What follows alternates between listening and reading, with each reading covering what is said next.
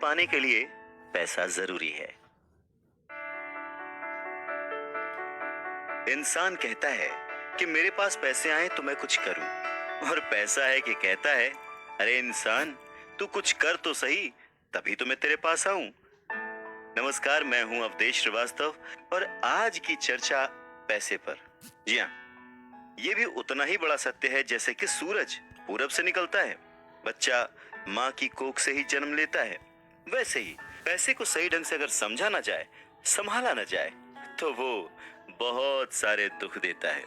तो बस इसी पैसे को समझने और इसे संभालने की कला के बारे में आज हम चर्चा करेंगे। यानी कि हम बात करेंगे रॉबर्ट टी कियोसाकी की लिखी book rich dad poor dad की। इस किताब के इंट्रोडक्शन में मैं कुछ और बात कहूं, उससे पहले मुझे डॉक्टर एड कोकेन की एक बात याद आती है। लिखते हैं कि रिच डैड पुअर डैड अमीरी का शॉर्टकट नहीं बताती, ये सिखाती है कि आप पैसे की समझ कैसे विकसित करें, किस तरह से अपने पैसे की जिम्मेदारी निभाएं और उसके बाद किस तरह से अमीर बने। तो चलिए शुरू करते हैं। दोस्तों, जब भी बात जिम्मेदारी की आती है तो नाम याद आता है उस शख्स का जिसने जिंदगी में कितनी भी ठोकरें खाई हों, कितना भी दुखी रहा हो, पर हमारे हिस्से के गम लिए और अपने हिस्से की खुशी हमें दे दी। पिता। जेब खाली हो फिर भी मैंने उन्हें मना करते नहीं देखा, जेब खाली हो फिर भी मैंने उन्हें मना करते नहीं देखा। अरे मैंने अपने पिता से ज्यादा अमीर इस दुनिया में कोई इंसान नहीं देखा। रॉबर्ट टी कियोसाकी ने उसी पिता को ध्यान में रखते हुए, उन्हें main character of the story बनाते हुए हमें लाइफ के, आज की जिंदगी के, आज की लाइफ के सबसे इंपॉर्टेंट लेसन को पढ़ाने की कोशिश की है, विच इज पैसा। जी हाँ, हम बचपन से लेकर जवानी तक सिर्फ मार्क्स के पीछे भागते रहते हैं। हमारा जो एजुकेशन का पैटर्न है, पढ़ाई का तरीका है, हम बचपन से सिर्फ यही सुनते आए हैं कि पढ़ो पढ़ो पढ़ो और पढ़ो, और एक लेवल तक पहुंचने के बाद, एक एज तक पहुंचने के बाद डिसाइड करो कि अब क्या करना है।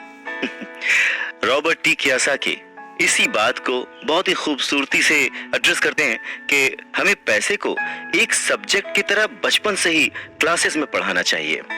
अगर आज पढ़ाई का मतलब, जिंदगी में सफल होने का मतलब ज्यादा पैसे कमाने से है, तो क्यों ना उस पैसे को सही ढंग से मैनेज करने का गुण हमें बचपन से मिले।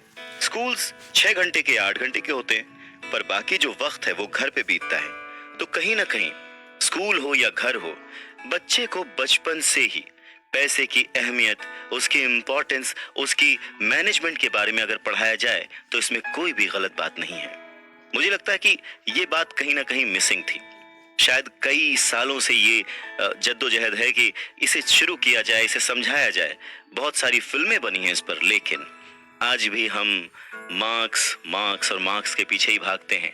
अगर हमें पैसे को सही ढंग से मैनेज करने की कला आ जाए, अगर हमारी समझ डेवलप हो जाए, तो मुझे लगता है कि जो आजकल के बच्चे हैं वो बड़े जब होंगे तो वो खुश रहेंगे।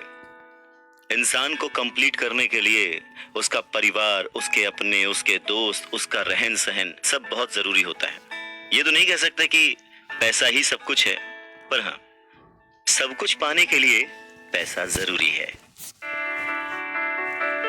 काश काश कि मैंने ये बुक 20 साल पहले पढ़ी होती।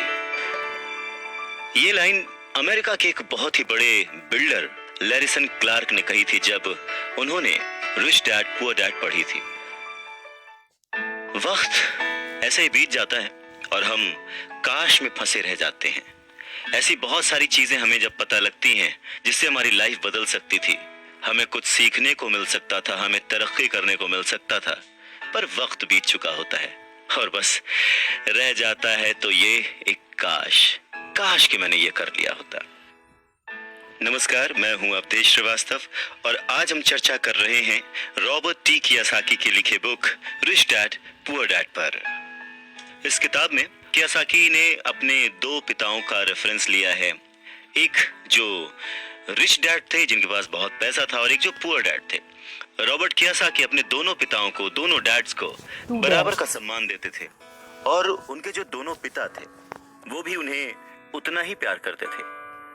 बहुत सारे लोगों के सवाल हो सकते हैं कि एक ही वक्त पर एक इंसान के दो पिता कैसे हो सकते हैं, या कोई और क्वेश्चन। मुझे लगता है कि हम अगर इस बात पे ध्यान दें कि रॉबर्ट कियोसाकी हमें समझाना क्या चाहते हैं, तो हमारे लिए फायदे की बात होगी। हो सकता है उन्होंने ऐसा मान लिया हो सकता है उन्होंने अपने मन को पुअर डैड और अपने दिमाग को रिच डैड माना हो, या ये हो सकता है कि एक डैड उनके रहे हों और दूसरे डैड उनके किसी दोस्त के। कुछ भी हो सकता है। इम्पोर्टेंट ये नहीं है कि ये जो डैड का रेफरेंस लिया उन्होंने, ये कहानी है या काल्पनिक है। असल बात ये है कि रॉबर्ट कियोसाकी हमें समझाना क्या चाहते हैं, हमें बताना क्या चाहते हैं। चलिए मान लेते हैं कि रॉबर्ट कियोसाकी के दो पिता थे और उनमें से एक बहुत अमीर थे, एक बहुत गरीब थे।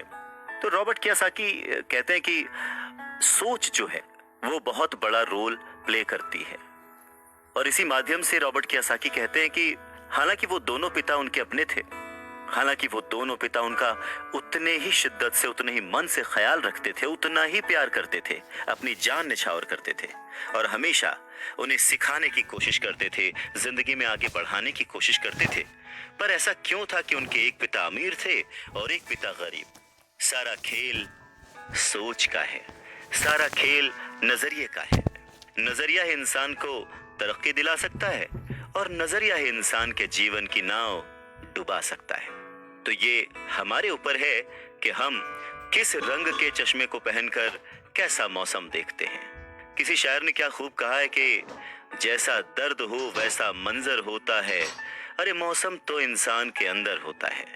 और उसी अंदर के मौसम को हमेशा बनाए रखने, अपने आप को पॉजिटिव रखते हुए, अपना नजरिया सकारात्मक रखते हुए अगर हम आगे सोचें तो कुछ अच्छा तो जरूर होगा। बातें और भी हैं, सुनते रहिए।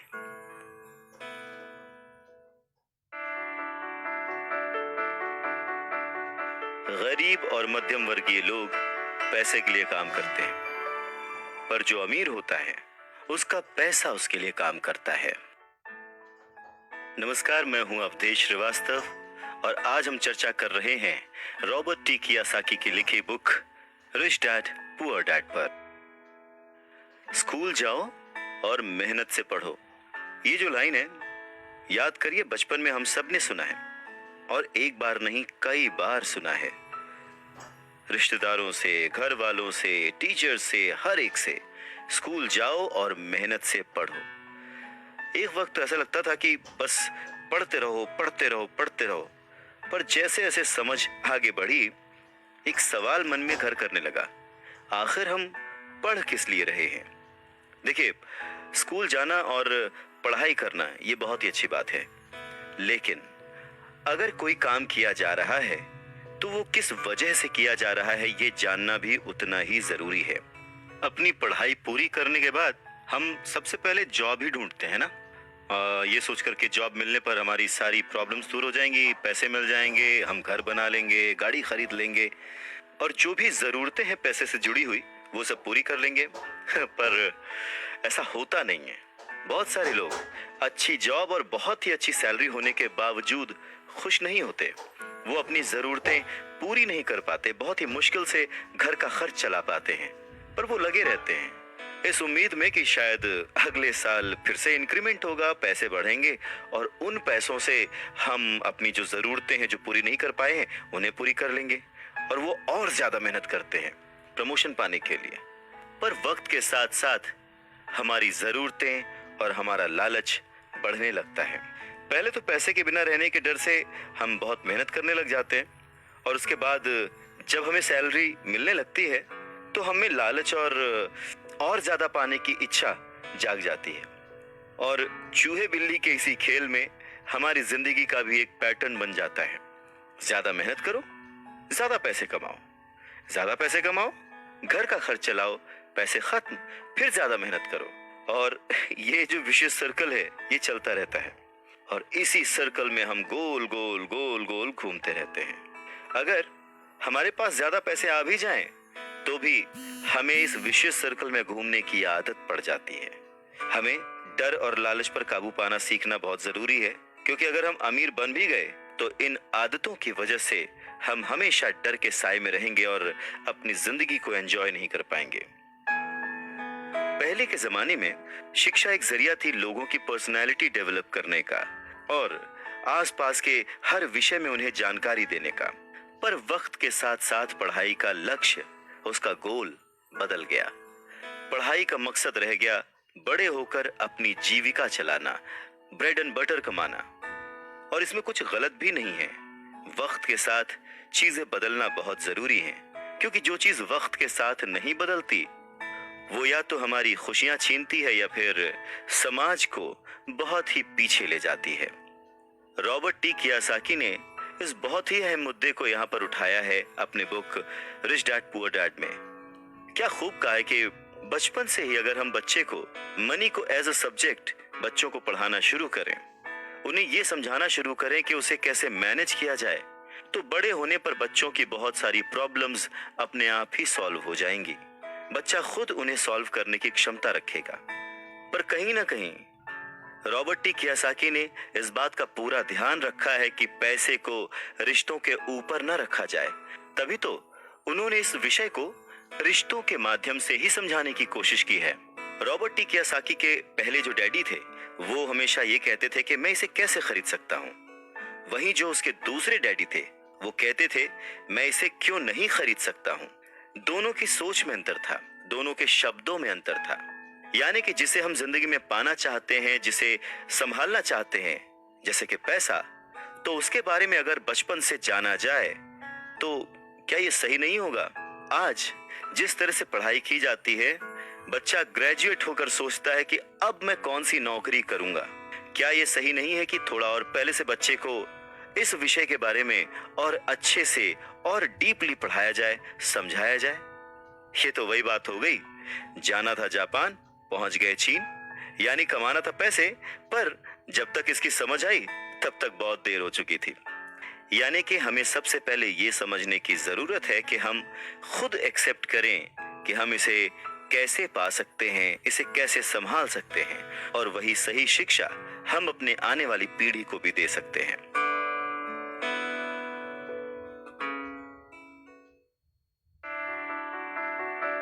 अगर दिल्ली जाना है तो टिकट भी दिल्ली का ही लेना पड़ेगा। नमस्कार, मैं हूं अवधेश श्रीवास्तव और हम बात कर रहे हैं रिच डैड पुअर डैड की, जिसे लिखा है रॉबर्ट टी कियासाकी ने। ये कितना सच है ना कि अगर हमें किसी मंजिल की ओर बढ़ना है तो हमें उसी दिशा की ओर रास्ता तय करना पड़ेगा, सफर करना पड़ेगा, मुश्किलों से जूझना पड़ेगा, और तब कहीं जाकर उस मंजिल को हम पा सकते हैं। धन संबंधी जो शिक्षा है उसके बारे में भी कुछ ऐसा ही है। धन कमाना एक अलग बात है, पर उस धन को सही ढंग से संभालना एक अलग कला है। पैसा एक तरह की ताकत है, पर इससे भी बड़ी ताकत है उसे संभाल कर रखने की समझ। पैसा तो आता और जाता रहता है, पर अगर आप ये जानते हैं कि पैसा किस तरह से काम करता है तो आप ज्यादा ताकतवर हो जाते हैं और आप दौलत कमाना शुरू भी कर देते हैं।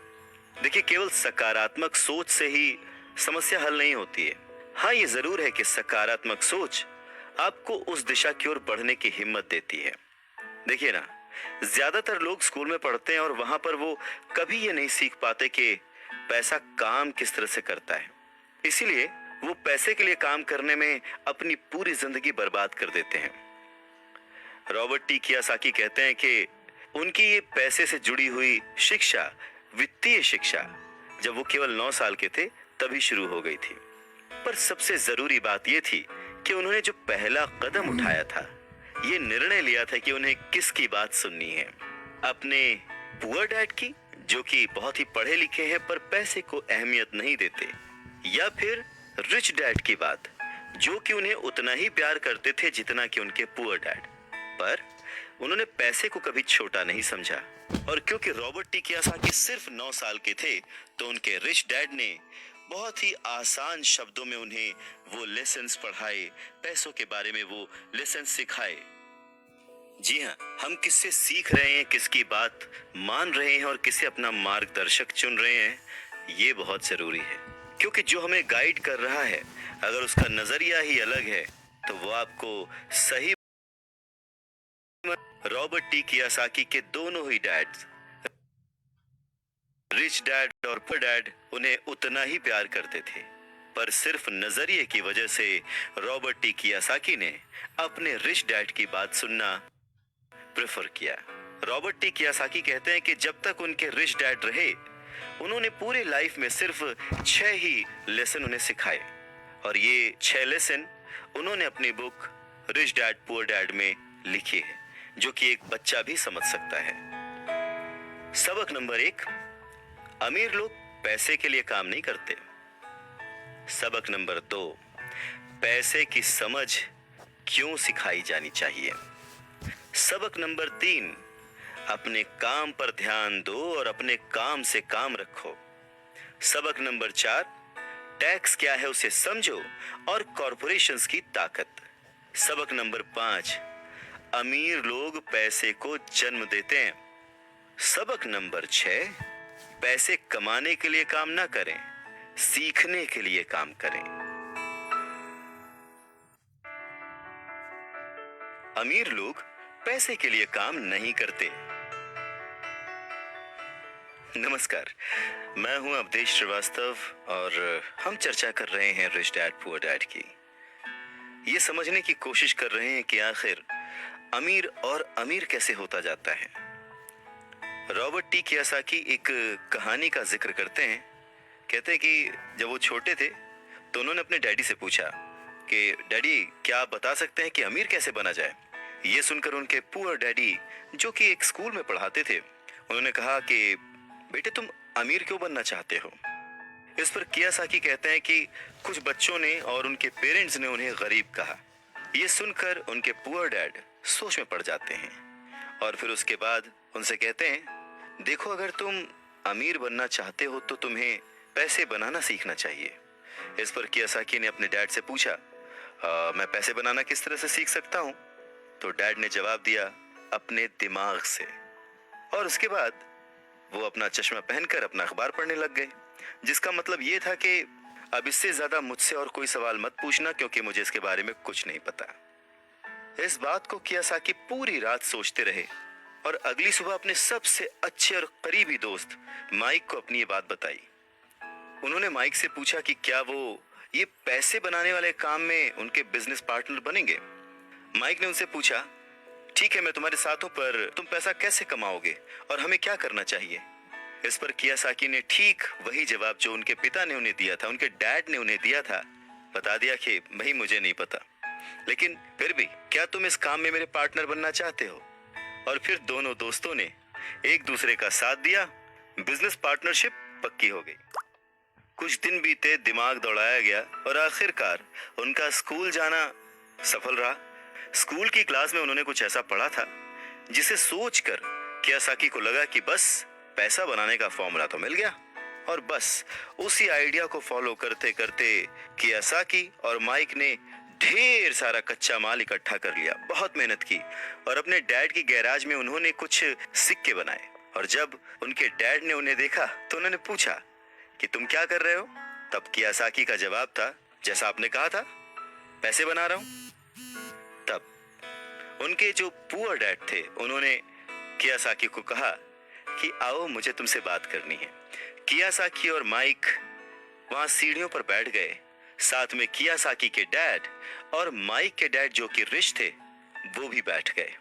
यहाँ पे मैं आपको बताना चाहता हूँ कि इस पूरी कहानी में जो कियासाकी ने अपने रिच डैड को रेफर किया है, वो दरअसल माइक के पिता थे। और फिर बच्चों की इस हरकत को देखकर कियासाकी के पुअर डैड ने अपनी बात को और डिटेल में समझाया और अपनी बात को करेक्ट किया। पहली बार उन्होंने बच्चों को बताया कि गैर कानूनी क्या होता है। बच्चों को लगा कि जो उन्होंने किया वो सही था, पर जब उन्होंने जाना कि ये अलाउड नहीं है, सिक्के छापना अलाउड नहीं है, उसके पीछे कई तरीके होते हैं, कानूनी, गैर कानूनी, ये सब बातें जब बच्चों ने समझी तो उनका मुंह उतर गया। फिर उन्होंने पूछा, तो फिर हम अमीर कैसे बन सकते हैं। तब कियासाकी के डैड ने उनसे कहा कि अगर तुम्हें सच में अमीर बनना है, रिच बनना है, तो तुम मुझसे नहीं, माइक के डैड से पूछो। कियासाकी ने अपने डैड से कहा, पर आप क्यों नहीं बता सकते, हम गरीब क्यों हैं। कियासाकी के पुअर डैड ने कहा, क्योंकि मैं एक टीचर हूं और मैंने पैसे कमाने की राह नहीं चुनी है। पैसे कमाने के लिए तुम्हें माइक के डैड से ही पूछना पड़ेगा। क्या खूबसूरत बात समझाई है कियासाकी ने कि अगर हमें कोई पर्टिकुलर गोल अचीव करना है, कोई लक्ष्य प्राप्त करना है, तो हमें रास्ता भी सही चुनना होगा, मार्गदर्शक भी सही चुनना होगा। कहते हैं कि सफल होने के लिए मेहनत करना बहुत जरूरी है। मेहनत तो एक मजदूर भी करता है, पर सफलता पाने के लिए, सक्सेस पाने के लिए सही दिशा में सही स्ट्रैटेजी के साथ मेहनत करने से ही सक्सेस हासिल होती है।